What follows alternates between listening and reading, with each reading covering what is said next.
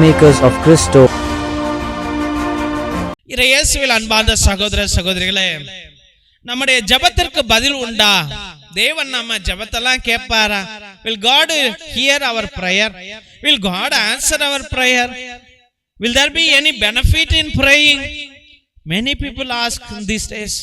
இன்னைக்கு நிறைய பேரு நம்ம ஜெபிக்கிறதுனால ஏதாவது பலன் உண்டா? எதுவுமே இல்லை, நம்ம முயற்சி எடுத்தாதான் அப்படி என்று a temporary running, a temporary race people take. கொஞ்ச காலம்தான் நீ அந்த உன்னுடைய அந்த தன்னலத்தோடு இல்ல தன் முயற்சியோடு இல்ல தைரியத்தோடு உன்னால நடக்க முடியும். Till 25 years you believed the Lord. From 30 to 45 or 50 you may not believe the Lord. You have no time to believe the Lord. After 50 again you will start coming to the Lord. இதுதான் வாழ்க்கை. இல்ல 25 வயசுலயே ஆண்டவரை மறக்க ஆரம்பித்து 50 வயசு வரைக்கும் தேவன் இல்லை என்று நீ ஓடுவாய். 50 வயசுல திரும்பி வருவாய் ஆண்டவரிடம். ஐயோ, ஆண்டவர் இருக்கிறார், நான் நம்பிதான் ஆவணும் அப்படி என்று ஆண்டவரை தேடி ஓடி வருவாய். தெய்வ பிள்ளைகளே, இதுதான் வாழ்க்கை. அப்ப அது போல ஒரு நிகழ்வை நாம் பைபிள்ல பார்க்கிறோம். 2வது அரசர் 19வது அதிகாரம் 14 35 வரை பார்க்கும் பொழுது, அசிரிய அரசனான சன்னேரி யூதாவையும் எருசலேமையும் மிரட்டும் ஒரு கடிதம் எழுதுகின்றார். சன்னேரி ராஜா எசேக்கியா என்ற ராஜாவுக்கு எருசலேமையும் யூதாவையும் ஆட்சி செய்து கொண்டிருக்கின்ற எசேக்கியா ராஜாவுக்கு ஒரு கடிதம் எழுதுகிறான். உன்னை கொல்ல போறேன்டா, தீக்க போறேன்டா, அழிக்க போறேன்டா, எல்லாத்தையும் அபகரிக்க போறேன்டா, உன் பெண்கள் எல்லாம் நான் கூட்டிட்டு வர போறேன்டா அப்படி என்று பலவிதமான ஒரு பயத்தை உருவாக்கும் கடிதம் எழுதுகின்றார். King of Assyria called Sanherib writes a letter to the king of Jerusalem, the people of Israel, Jews, and he writes a letter to the king Hezekiah, who is ruling over Jews and Jerusalem. He writes in this way: I am going to conquer your city. I am going to conduct the war. I am going to destroy your city. I am going to take away all your properties, all your jewels, all your gold, all your women, all the families, and I will make the men to be my slaves. Rise, he threatens the people of Jerusalem. எசேக்கியா ராஜாவுக்கு என்ன செய்வது என்று தெரியவில்லை. அவன் ஓடுகிறான். தேவ தீர்க்கதரிசியான எசையா ஓடுறான், ஐயா உதவி செய்யும் என்று. அப்ப எசையா கூறுகின்றார், சன்னேரி கர்த்தரை நிந்தித்தான் என்று கூறுகிறார். அவன் எருசலேமுக்குள் நுழைய மாட்டான் என்று அறிவிக்கிறார். தேவன் தமது நாமத்திற்கும் தாவீதின் நிமித்தமும் நகரத்தை ரட்சிப்பார் என்று வாக்குறுதி அளிக்கின்றார். Prophet Elisha told that he will not enter into the city, that he will be cursed and the Lord will protect his people.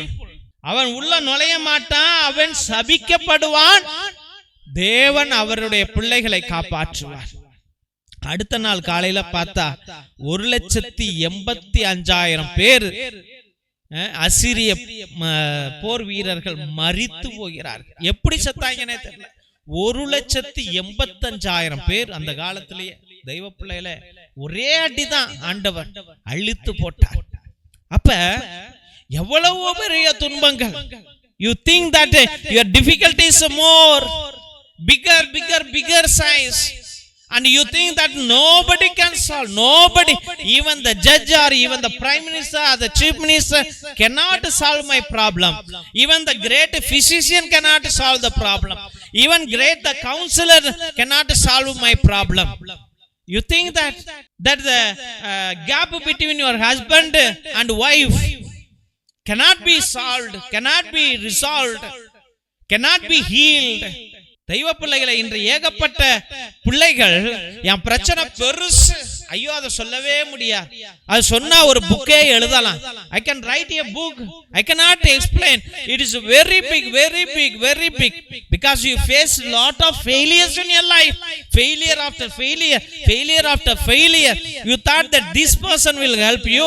He never helped you. He abused you. You thought that another person will help you. He also abused you. You thought that another person abused, he will help you, but he also abused you. நீ நினைச்ச அவன் உனக்கு உதவி செய்வான் என்று, அவன் உன்னை தவறாக பயன்படுத்தினான். நீ அதுக்கப்புறம் அவன் உதவி செய்வான் நினைச்ச, அவனும் தவறாக பயன்படுத்தினான். நீ நினைச்ச அவன் உதவி செய்வான் என்று, அவனும் உன்னை தவறாக பயன்படுத்தினான். அதனால உன்னுடைய வாழ்க்கையில தோல்வி மேலே தோல்வி, தோல்வி மேலே தோல்வியை நீ சந்தித்து கொண்டே இருந்தாய். தெய்வ பிள்ளைகளே, எசேக்கியா ஓடினான், தீர்க்கதரிசியிடம் ஓடினான். இன்னைக்கு பார்த்தா யாராவது நல்லவங்க அட்வைஸ் பண்றவங்க இருக்கிறாங்களா, இல்ல நல்லா ஜெபிக்கிறவங்க இருக்கிறாங்களா, இல்ல என்ன ஆசீர்வதிக்கிறவங்க இருக்கிறாங்களா, இல்ல என்ன புரிஞ்சுக்கிறவங்க இருக்கிறாங்களா, எனக்கு நல்லா அட்வைஸ் பண்றவங்க இருக்கிறாங்களா, என்னை அமர வைத்து என்னுடைய மன காயங்களை போக்குகிறவர்கள் இருக்கிறார்களா என்று தேடினார். ஒருத்தர் கூட இல்ல, ஒருத்தர் கூட இல்ல. because there is no one is having time.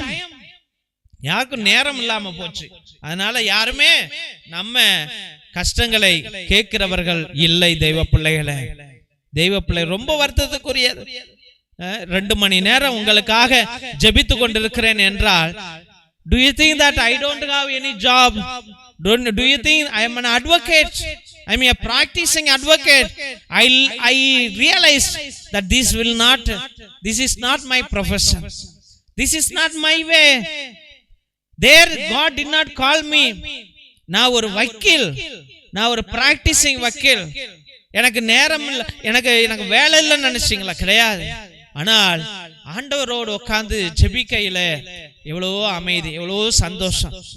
கோர்ட்டுக்கு போனேன்னா ஒரு ஜாமீனுக்கு 10,000 20,000 சம்பாதிக்கலாம்.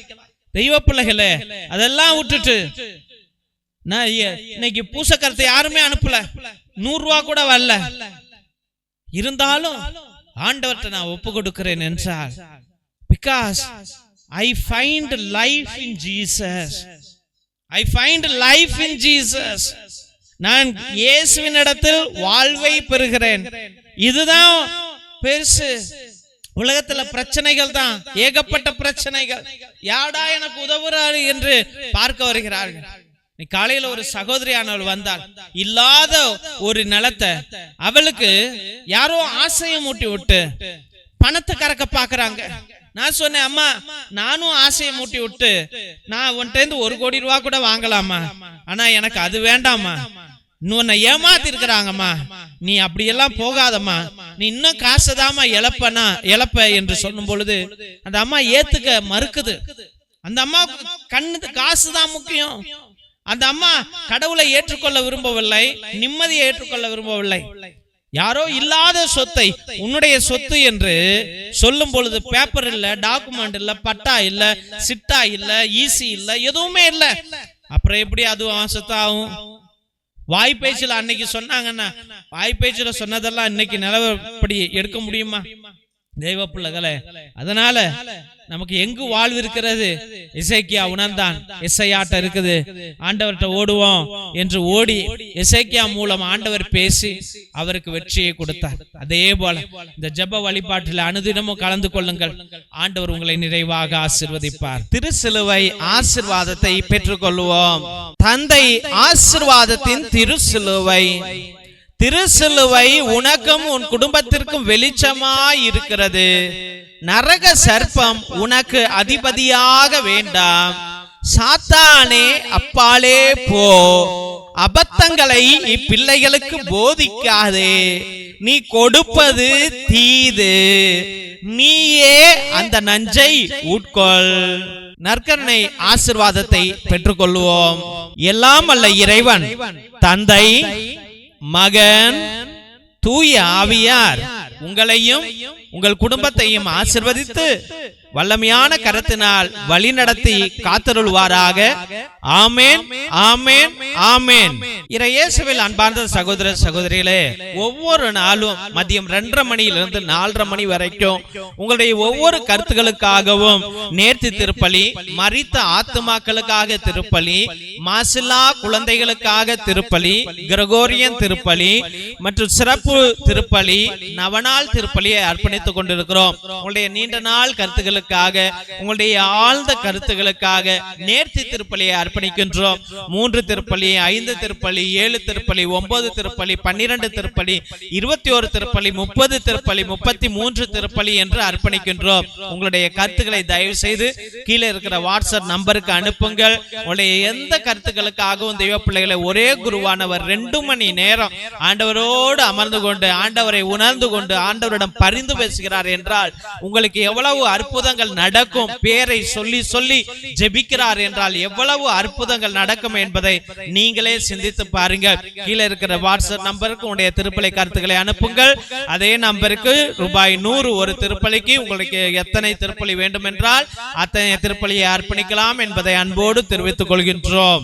அதிசய எண்ணெய், நரம்பு பிரச்சனைகள், சுவாச பிரச்சனைகள், ஆஸ்மா, மூச்சிரைப்பு, எலும்பு வலி, தசை வலி, தலைவலி, உடல் உஷ்ணத்தை அனைத்திற்கும் ஒரு 10-20 சொட்டு எடுத்து நல்லா உரசி தேய்ச்சிங்கன்னா உடனே அந்த வலிகள் மாயமாகிவிடும் என்பதை அன்போடு தெரிவித்துக் கொள்கிறோம். அதனால தெய்வ பிள்ளைகளே, இந்த அதிசய எண்ணெயை நீங்கள் வாங்கி பயன்படுத்துங்கள். இது தேங்காய் எண்ணெயோ மற்ற எண்ணெயோ கிடையாது. இது ஒரு மூலிகை எண்ணெய், தேவனால் கொடுக்கப்பட்ட எண்ணெய். இதை வாங்கி பயன்படுத்தும்படியாக அன்போடு வேண்டுகின்றோம். கருணை எண்ணெய், தோள்பட்டை வலி, கழுத்து வலி, இடுப்பு வலி, கால் வலி, மூட்டு வலி, தலைவலி, தசைப்பிடிப்பு, பக்கவாதம், முடக்குவாதம், மூட்டுவாதத்திற்கு 10-20 சொட்டு வாங்கி எடுத்து நன்றாக தேய்த்தால் எல்லா வலிகளும் 5-10 நிமிஷத்துக்குள்ள மாயமாகி விடும் தெய்வ பிள்ளைகளே. அதனால இதையும் நீங்கள் வாங்கி பயன்படுத்துங்கள். தேவன் உங்களுக்கு அற்புதங்களை செய்வார் என்று நாங்கள் விசுவசித்து இதை உங்களுக்கு கொடுக்கின்றோம்.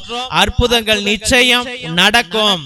ரத்தத்தின் விடுதலை ஜெப புத்தகம், எல்லா செய்வினை, மாய மந்திர கட்டுகள், குடும்ப கட்டுகள், தொழில் கட்டுகள், தகடு, தாயத்து, நோய் கட்டுகளிலிருந்து, தொழில் கட்டிலிருந்து விடுதலை கொடுக்கிற வல்லமையான ஜெபம். இது 120 வருடம் பழமையானது. அந்த காலத்தில் நம்முடைய மூதாதையர்கள் அந்தோனியா தகடு, ஜார்ஜியா தகடு செய்வதற்கு பயன்படுத்திய உன்னத ஜெபங்கள் உடையவை. இதையும் நீங்கள் வாங்கி உங்களுடைய குடும்ப நலனுக்காக பயன்படுத்தும்படியாக அன்போடு வேண்டுகின்றோம். மற்றுமாக அந்தோனியா தகடு, ஜார்ஜியா தகடு செய்து கொடுக்கிறோம் தெய்வ பிள்ளைகளே. அதையும் உங்களுடைய குடும்ப நலனுக்காகவும் தொழில் நலனுக்காகவும் நீங்கள் வாங்கி பயன்படுத்தலாம் என்பதை அன்போடு தெரிவித்துக் கொள்கிறோம். மற்றுமாக இந்த YouTube channel Jesus TV father David, இந்த சேனலை தயவு செய்து சப்ஸ்கிரைப் பண்ணுங்க. இதை ஷேர் பண்ணுங்க. உங்களுடைய வாட்ஸ்அப் ஸ்டேட்டஸ்ல வைங்க, வாட்ஸ்அப் குரூப்ல வைங்க. தேவன் உங்களை மகிமையாக வழி நடத்துவார். மற்றுமாக உங்களுடைய பழைய துணி, பத்தாத துணி, பயன்படுத்தாத துணியை எங்களுடைய ஏழை எளிய பிள்ளைகளுக்கு நீங்கள் தாராளமாக அனுப்பலாம் என்பதை அன்போடு தெரிவித்துக் கொள்கிறோம். God bless you all. Praise the Lord. Hallelujah.